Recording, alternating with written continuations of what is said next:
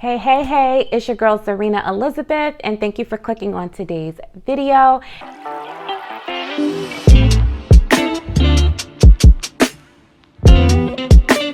As you can tell by the title, we are going to be talking about my year of wins. Why are we going to be talking about this? Because I feel like at this time of year, we all are reflective, thinking about what we've gone through and, what we're going through, how far away we are from achieving our goals, or how many of our goals we've actually achieved so that we can check them off our list. And if this isn't something that you are thinking about already or not something that you do on a regular basis, this is something that I think you need to start to implement, because there's nothing wrong with testing the waters to see where you are. Oftentimes when we are going through whatever it is that we're going through, our heads are down and we're not able to see, how close we are to the finish line or how far we've come. And sometimes we can feel like we're in a rut because we're not noticing those things. Ever been on a weight loss journey and you're working out, you're looking at yourself. Maybe you don't see anything on the scale go down or up, whatever it is that you're trying to do. Maybe you're not noticing the muscle popping, but somebody who hasn't seen you in a while, they see you and they say, "Dad, girl, you look good. What you doing?" And you're like, "Oh, okay." So that's the point of reflecting, because when we're going through stuff, sometimes we just don't feel like we've made any progress. But it's important to kind of take a step back and look and see, you're doing it, and, it just gives you motivation and incentive to keep going. If you haven't checked out my last video, I'll have it pinned up here, and it'll also be in the description box, but it's a great quick video with several tips and tricks on how to end 2023 with a bang and take off out the gate running for 2024. One of those tips is reflecting, because it's a huge thing, and I think it's something that we need to do throughout the year, and at the very least at the very end. So before we get any further in this video, give this video a thumbs up. Subscribe if you haven't already subscribed so that you can continue seeing my pretty face and other content like this. Also, share with people that you think would enjoy this video as well, and drop me a comment in the box below. All of these are free ways you can help support this channel and get us in front of more and more people like yourselves. So without further ado, let's get into it. So one of the ways that I chose to reflect or be able to reflect is with my win jar. If you've been subscribed to me for some time, you may remember me bringing this out in 2021, which was a very dark period of my life. That was the year that I lost my husband, and I really just had a hard time seeing any goodness. And so I was using the jar at the time to just kind of write down or document whatever wins or triumphs that I had, just so that whether it be the end of the year, the beginning of the year, or just a bad day, I can pull something out and feel good about something that I accomplished. So I kept the same concept, but just to do it on an annual basis. So I did it for the year of 2023, and I wasn't as consistent with updating it regularly, but I definitely put some wins in here, and I'd like to go through them with you just to kind of compare them to some of the things that were on my vision board. So let's get into it. I'm just going to randomly pull them out, and the first one is started going back to church on a more regular basis. Yes. This was on my vision board. If you saw that video, I did talk about, I just wanted to get my prayer life together. After I lost my husband, like I mentioned, it was just a dark time. I definitely stepped away from the church. I didn't stop believing. I wasn't angry at God. I just stepped away and just became silent in my prayer life, silent in my walk with God. And I knew that some of the best moments of my life was when God was at the helm, when he was at the center of all of my decision making, when he was the one that I consulted first, when he was the one that I put my focus on instead of everything else. That's when I flourished. That's when I made the most money. That's when I was the happiest. That's when I was the most successful. And that's what I wanted to get back to. You need to have a closeness and a relationship with God on your own. Knowing him third party is different than knowing him firsthand. It's a game changer. So if you don't have a relationship, get you one, okay? Next one, committed to losing weight and getting back to myself. Absolutely. If you've been following me for some time, you know that a part of what I've been talking about, it's just not being happy with what I look like, what I feel like. It's something that I wanted to do after I lost my husband. I just put on a ton of weight. I had already put on weight on top of the weight that I had already started to gain from just being inactive, being stuck at home, being in COVID, and then, you know, just going through depression. I just ate my pain away.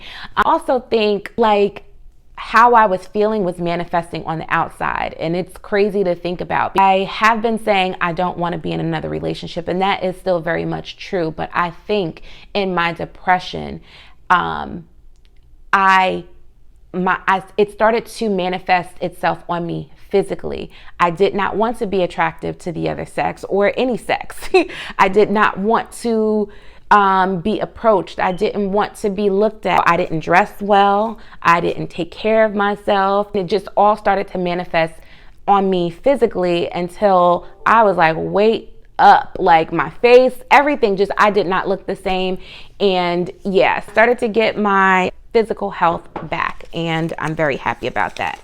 This one says negotiated loans, modified loans for a lower rate and higher limits, and did a debt consolidation loan. If you don't know about financial literacy, you don't know what you don't know. Once you get some information and you understand how credit works, and you understand how credit utilization works, and how you can actually reach out to companies to lower your rate so that you can have more cash flow. If you didn't know about these things, you need to learn about those things. And if that's something that you want me to talk about, let me know, because I'll definitely drop it for you in another video. But that's something that I did for myself, which was a win. January 3rd today, I started my health journey, worked out 2 times today, kettlebell for lunch, and Zumba with Janae.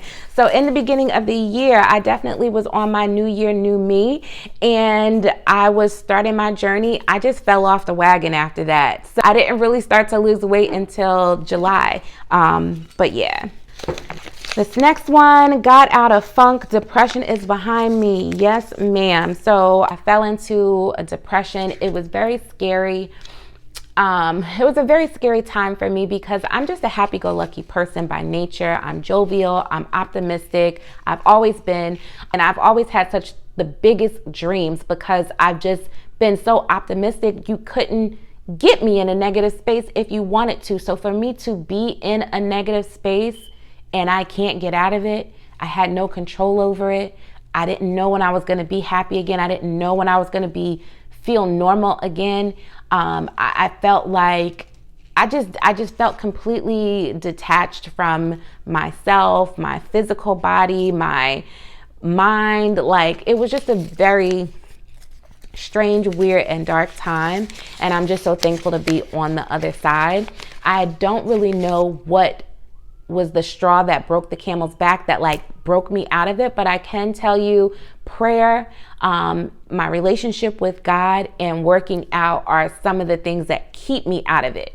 And I am finally in a good headspace consistently, because it was just a time where, yeah, I would put on a smile. I might have, feel okay for a few minutes, and then I just fall back into this, I don't care kind of mentality. I don't want to be bothered kind of mentality. And it just didn't feel good. And I'm just glad to be out of it. This one says January 3rd, journaled, created an outline for what I want my life to look like, feel like, and be like. Soft girl loading.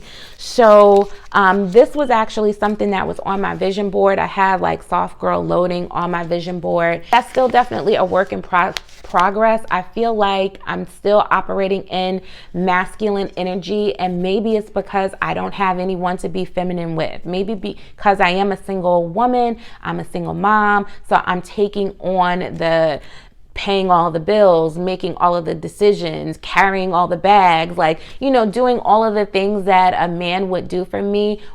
I don't have any reprieve from my masculine energy, and I'm constantly working in it. even when opportunities present itself for me to fall back on my feminine energy, I don't. Just the other day, I was at my friend's house. I had bags that I needed to bring back out to my car, and her husband was like, "You need me to grab that?" And I was like, "I got it, Superwoman." And I started making a joke about it, but like, had I been on my shit, like, it would have been an opportunity for me to exercise my feminine energy and say thank you for doing that. And he would have took it out to my car and I would have been done. And it would have been a small thing, but that would be me knowing how to switch gears. I don't think I know how to switch gears. I think I've just been operating in this space for so long, even though I aspire to live this soft girl life and have this soft girl energy. It hasn't happened for me yet. So y'all got to pray for me for that because I want it. I really do. I want to rest on my feminine energy and just have this air so that, you know, people want to do things for me and not thinking, oh, she got it all the time. Because I really don't. Help me. Help me. Shoot. This next one, started monetizing my social media and made several thousand so far. This is a big one. This was also on my vision board. I'm so happy to say that I've been able to monetize my social media platforms. This is a small channel, so I haven't been able to monetize YouTube yet, but I can show you how I've been able to do it. So if that's something that you want me to talk about, leave me a comment in the box below. Let me know and we can get into that as well. Follow me on TikTok at HustleBabeMom. Next one, January 4th through 6th, I worked out 3 times. So that was a win. I was definitely trying to start the year out right. I just didn't stay with it. This one also. So I was consistent. January 9th through 12th, worked out 4 times that week. Let's see, I got my last 3 out of here. So let's see what we got. I went out with the bestie. That is a big thing because I don't get to see my besties very often at all. So whenever I get to hang out with them, that's a good thing. November 27th, down 43 plus pounds.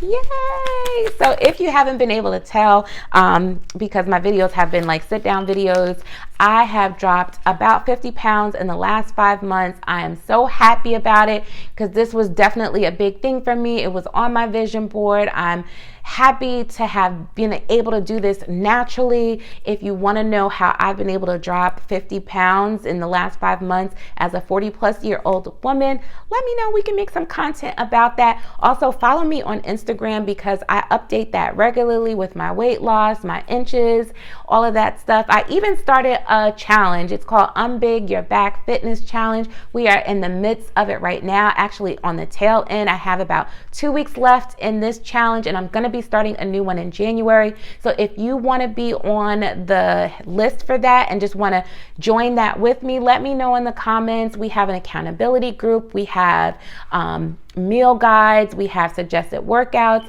and there is also a cash prize.